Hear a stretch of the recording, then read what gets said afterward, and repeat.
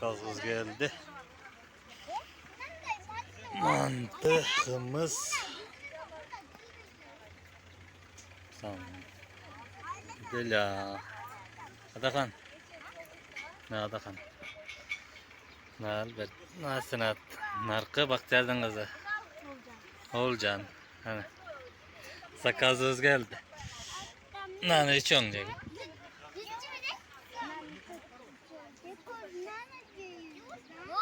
Ne içiyoruz? Sen otur oğlum. Sen. Albert bir otur.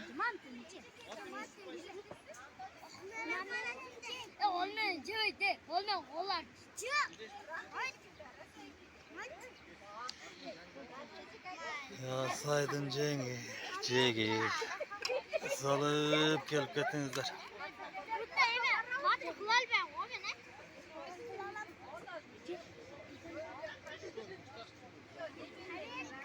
Kımız.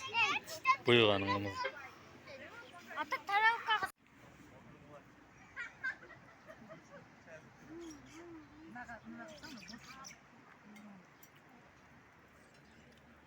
Pomidordan ham saydırıp qo'yibmiz da boya shashishga qo'shtirib mana bu.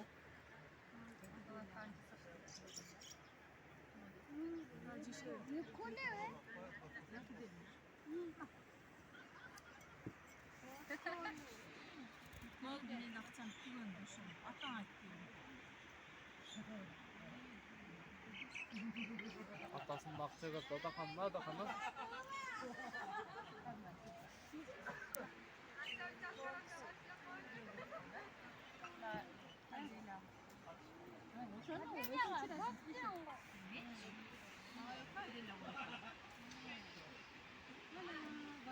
Ne oldu göreyim ben.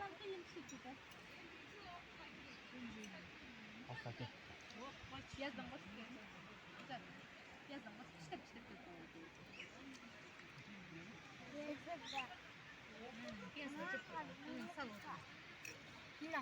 Hinna.